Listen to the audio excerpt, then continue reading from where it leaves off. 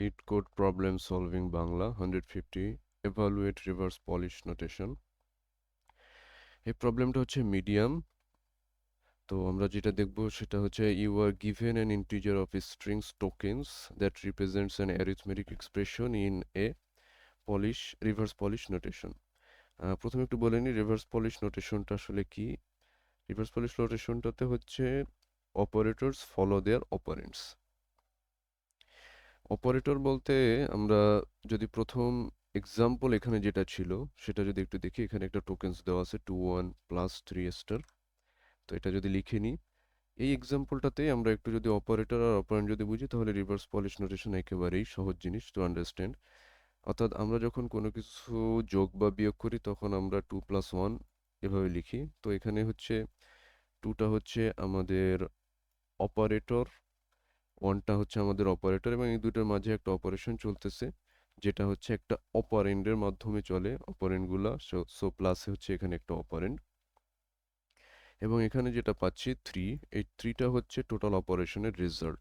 তাহলে অপারেন্ড হচ্ছে আমরা মূলত রিভার্স পলিশ নোটেশনে বা এই প্রবলেমের জন্য প্লাস মাইনাস মাল্টিপ্লিকেশন, যেটাকে আমরা অ্যাস্টেরিক্স দিয়ে দিব, আর হচ্ছে ডিভিশন, যেটা ফরওয়ার্ড স্ল্যাশ। তো এটা হচ্ছে আমাদের বলা যায় হচ্ছে কারেন্টলি যে অপারেশনগুলো চলবে রিভার্স পলিশ নোটেশনে। তো অপারেটরগুলো হচ্ছে তাদের অপারেন্ড দ্বারা ফলো করবে।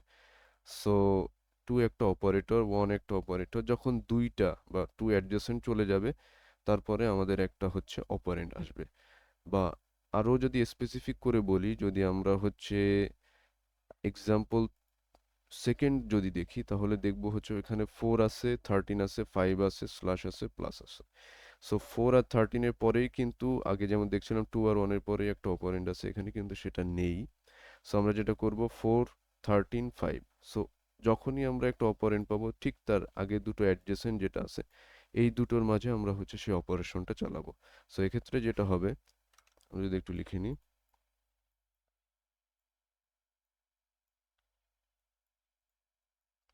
সো পলিশ নোটেশন অনুযায়ী যেটা হবে, অপারেটরগুলো তাদের অপারেন্ডকে ফলো করবে।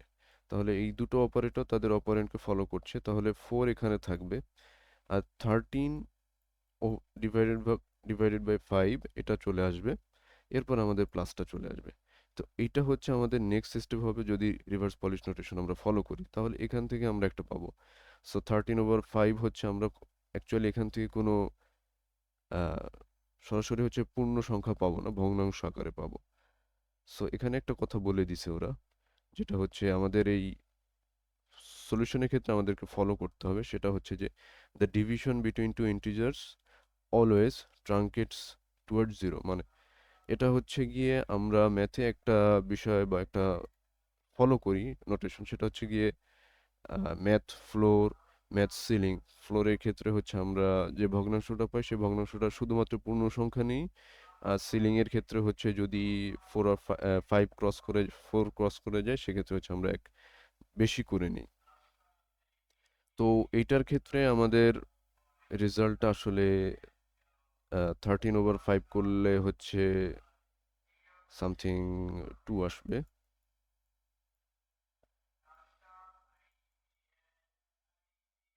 সো টু টু যদি আসে, অর্থাৎ 2 পয়েন্ট সামথিং আসে, তো আমরা এটাকে হচ্ছে একটা ইন্টিজার ভ্যালু হিসেবে বা হচ্ছে একটা পূর্ণসংখ্যার হিসেবে যদি 2 নিয়ে নিই, তাহলে 4 2 তার অপারেন্ড হচ্ছে প্লাসকে ফলো করবে। সো আলটিমেটলি এটার রেজাল্ট আসবে 6। তো 4 13 5 এটার জন্য 6 পাবো, আর এটার জন্য হচ্ছে 2 আর 1 অপারেশন করলে 3 হবে। 3 3 হচ্ছে এই এইটুকু অংশের জন্য আমরা 3 পাবো। 3 3 স্টার করলে হচ্ছে আমরা পাবো হচ্ছে 9। তো আমাদের প্রথম এক্সাম্পলের জন্য বা রিভার্স পলিশ নোটেশনের জন্য আমাদের রেজাল্ট আসবে 9, আর সেকেন্ড পলিশ নোটেশনের জন্য আমাদের রেজাল্ট আসবে 6। এখন কথা হচ্ছে যে আমরা এটাকে আসলে কিভাবে সলভ করতে পারি। তো ফার্স্ট এক্সাম্পলটা যদি আমরা দেখি, তো এটাতে হচ্ছে আমরা যেটা করেছি সেটা হচ্ছে এটাকে একটা জাস্ট টোকেনটা যেভাবে দেয়া ছিল 2 1 3 স্টার, একটা লিস্ট বা একটা অ্যারে সেভাবে লিখে নিয়েছি। আমরা হচ্ছে স্ট্যাকের মাধ্যমে এটাকে হচ্ছে সলভ করব। তো স্ট্যাকে যেটা করব সেটা হচ্ছে আমরা লেফট টু রাইট হচ্ছে ট্রাভার্স করব। তো আমরা আমরা অ্যাকচুয়ালি খুঁজবো হচ্ছে কখন আমরা অপারেন্ড পাচ্ছি। অপারেন্ড না পাওয়া পর্যন্ত আমরা হচ্ছে স্ট্যাকে ভ্যালুগুলো কন্টিনিউয়াসলি পুশ করতে থাকবো। যেমন এখানে হচ্ছে 2 1 চলে গেল, যখনই আমরা একটা অপারেন্ড যেমন এখানে প্লাস পাচ্ছি, তো এটাকে পুশ না করে আমরা যেটা করব, আগেই বলে নিয়েছি অপারেন্ডের আগের হচ্ছে টু অ্যাডজেসেন্ট নিয়ে হচ্ছে আমরা অপারেশন চালাবো। এখন আমরা একটা অপারেন্ড পেয়েছি, তাহলে আগের টু অ্যাডজেসেন্ট হচ্ছে যেটা অলরেডি আমরা স্ট্যাকে পুশ করেছি, তো স্ট্যাক থেকে যদি আমরা দুইবার পপ করি, তো যদি আমরা প্রথমবার পপ করি তাহলে হচ্ছে আমরা 1 পাবো। আমরা জানি স্ট্যাক হচ্ছে ফার্স্ট ইন লাস্ট আউট হচ্ছে ফলো করে। সো সেক্ষেত্রে আমরা যদি পপ করি তাহলে আমরা লাস্টে যেটা এন্ট্রি হয়েছে সেটা পাবো। এরপরে যদি আবার পপ করি তাহলে হচ্ছে আমরা শেষেরটা পাবো 2 1। এখন কথা হচ্ছে আমাদের অপারেটর হচ্ছে প্লাস, তো রিভার্স পলিশ নোটেশন অনুযায়ী এটা হওয়ার কথা এ প্লাস বি। এই পর্যন্ত ঠিক আছে, কিন্তু আরেকটা সমস্যা হচ্ছে যদি এটা যদি হতো নেগেটিভ অপারেশন, তাহলে আমাদের এ মাইনাস বি লিখলে তখন আমরা -1 পেতাম। তো এটা একটা সমস্যা। তো আসলে কোনটা ফলো করব, আমরা কি এ প্লাস বি না বি প্লাস এ ফলো করব? আর এক্ষেত্রে বি মাইনাস এ ফলো করব কিনা, তো তখন আমরা 1 পাচ্ছি। তো কি ফলো করতে হবে, এখানে আমরা যদি ফার্স্ট এক্সাম্পল এক্সপ্লানেশনটা দেখি, সেখানে বলা আছে যে প্রথমে যেটা হচ্ছে আমাদের স্ট্যাকে ইনপুট হচ্ছিল বা আমাদের লিস্টে যেটা প্রথম আছে সেটাই হচ্ছে আমাদের প্রথম অপারেটর, আর এরপরে যেটা আছে সেটা হচ্ছে আমাদের সেকেন্ড অপারেটর, এবং দুইটার মাঝে হচ্ছে কাজ করবে আমাদের অপারেন্ড। তাহলে এই হিসেবে বলা যায় কারেন্ট সিচুয়েশন অনুযায়ী আমাদের অ্যাকচুয়ালি সঠিক অপারেশনটা হবে বি প্লাস এ। তাহলে বি প্লাস এ 2 1 আর 2 আমরা নিয়ে এসেছি, আমাদের অপারেন্ড হচ্ছে প্লাস আছে। তাহলে আমাদের এক্সপ্লানেশন এবং রিভার্স পলিশ নোটেশন অনুযায়ী আমরা পাবো 2 প্লাস 1, সেটা হচ্ছে গিয়ে 3। তাহলে যেটা করব, 1 আর 2 তো পপ হয়ে গেছে, বের হয়ে আসছে, আমরা প্লাস তো ইনপুট দেইনি। তাহলে আমাদের এই দুটো যে রেজাল্ট 3 আছে, আমরা এই 3টাকে কি করব, স্ট্যাকে পুশ করে দিব। তাহলে আমাদের এখন এই 3 হচ্ছে বেস ভ্যালু হয়ে যাচ্ছে যদি আমরা 0 1 2 ইন্ডেক্স করি। তারপরে আবার আমাদের লুপ চলতে থাকবে। সো 3 হচ্ছে সো 3 হচ্ছে একটা অপারেটর, এটা পুশ হবে, এরপরে আমাদের আর একটা অপারেন্ড আসছে। তো রিভার্স পলিশ নোটেশন অনুযায়ী আমরা এই দুটাকে আবার কি করব হচ্ছে পপ করে নিব। পপ করলে 3, তাহলে নিচে 3টাকে হচ্ছে আমরা বি তে স্টোর করতেছি, আর উপরে যে 3টা আছে এটা চলে যাচ্ছে আমাদের এ তে। আর এখানে হচ্ছে অ্যাস্টেরিক্স বা হচ্ছে মাল্টিপ্লিকেশন। সো আমাদের 3 multiplication 3, that will be 9। So আমাদের এই রিভার্স পলিশ নোটেশনের জন্য বা এই যে যে আমাদের টোকেন্সটা দেওয়া আছে এটার জন্য রেজাল্ট আসবে হচ্ছে 9। আমরা যদি এখন এটাকে একটু কোডে করার চেষ্টা করি, প্রথমে হচ্ছে আমাদের কে অপারেন্টস গুলাকে স্পেসিফিক্যালি হচ্ছে বলে দেওয়া দরকার আসলে আমরা কি করতে চাচ্ছি। যেমন প্লাসের জন্য হচ্ছে আমরা অপারেটর ডট অ্যাড ইউজ করতে চাচ্ছি। অপারেটর হচ্ছে পাইথনের হচ্ছে একটা প্যাকেজ, এটা কিছুই না, আমরা হচ্ছে এই প্যাকেজটা ইউজ করে জাস্ট এটাকে একটা ফাংশনের মতো দুটো ভ্যালু দিয়ে দিব অপারেশন অনুযায়ী, প্লাস মাইনাস মাল্টিপ্লিকেশন যেটাই হোক না কেন সেই অনুযায়ী দুটো ভ্যালুর মধ্যে সে অপারেশন করে আমাকে ভ্যালু রিটার্ন করে দিবে, জাস্ট সহজ করার জন্য।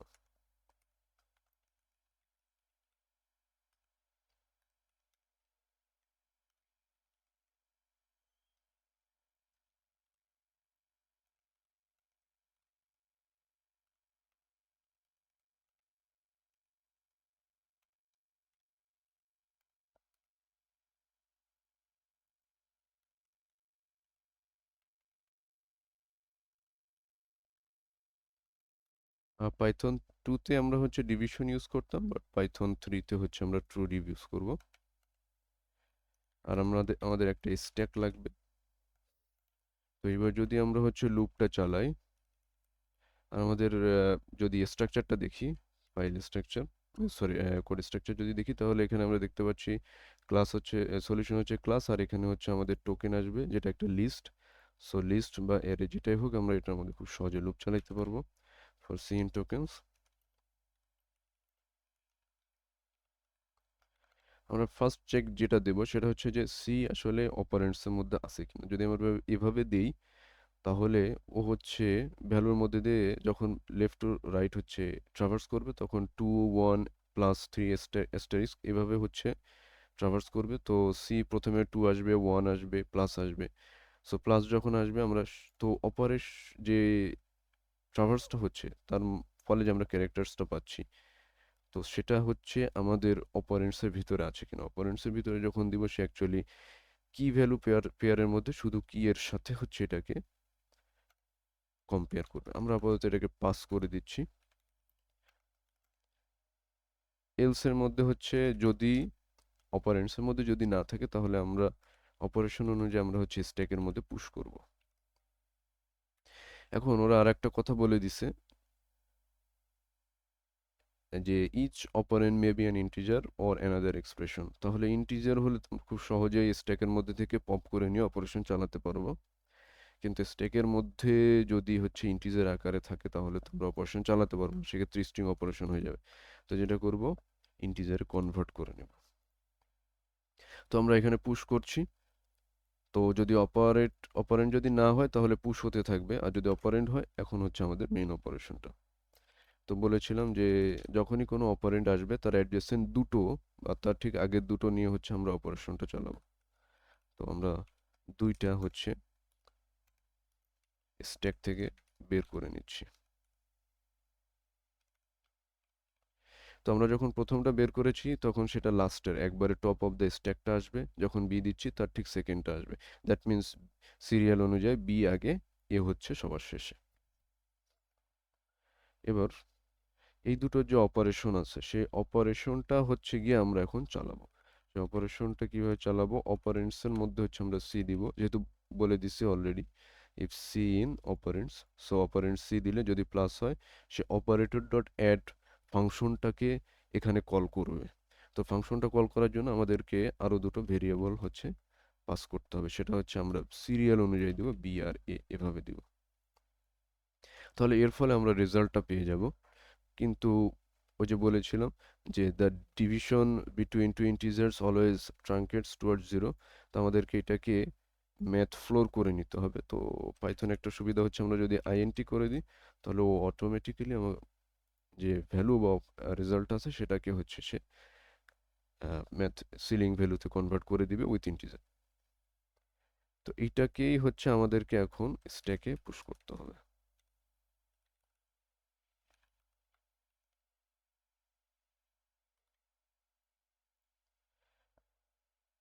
তাহলে যেটা হচ্ছে এখন আমাদের কারেন্ট অপারেশনের 2 আসছে, যেটা স্ট্যাকে পুল অ্যাপেন্ড হবে, 1 আসছে অ্যাপেন্ড হবে, আমাদের অ্যাডিশন আসছে।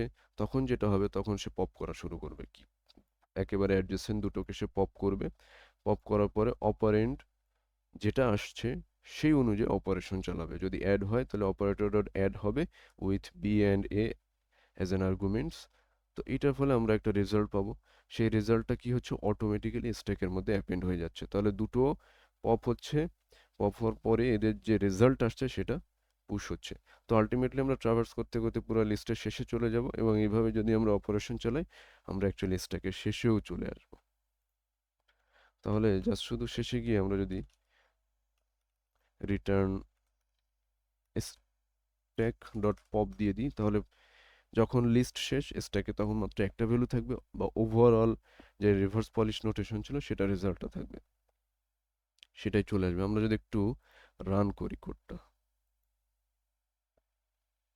সরি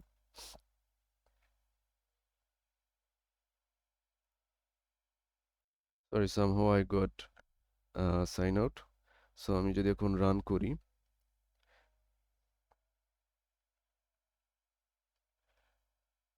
একটা ভুল হয়েছে, অনেস্ট মিস্টেক। যাই হোক এটা হচ্ছে টোকেন না, টোকেন্স হবে।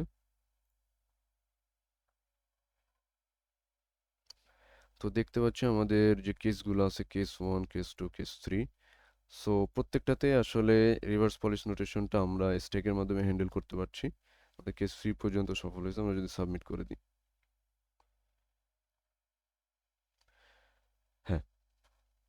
এটার যদি হচ্ছে টাইম কমপ্লেক্সিটি নিয়ে একটু কথা বলি তাহলে হচ্ছে আমরা তো পুরা হচ্ছে লিস্টটা বা হচ্ছে পুরা যে রিভার্স নোটেশন আছে সেটাকে অ্যাকচুয়ালি ট্রাভার্স করবো লেফট টু রাইট। সো এটাকে ধরা যায় এন। আবার প্রত্যেকটা ভ্যালুকেই হচ্ছে আমরা স্ট্যাকে পুশ করছি, পপ করছি। তো ধরা যায় যে প্রত্যেকটা যদি ওর্স কেস হয় তাহলে প্রত্যেকটাকে আমাদেরকে এক একবার করে এখানে পুশ করতে হবে, ধরতে হবে, পুশ করতে হবে, পপ করতে হবে। সো 2 টাইমস প্রত্যেকটা ক্যারেক্টারের জন্য 2 টাইমস। আর যেহেতু এন টাইমস আমাদেরকে হচ্ছে ট্রাভার্স করতে হচ্ছে তাহলে ও অফ 2n-টাই হচ্ছে টাইম কমপ্লেক্সিটি ধরা যায়। ইন শর্ট আমরা এটাকে ও অফ এন ধরতে পারি যেহেতু 2 is a constant number. So this is it guys, thanks for watching.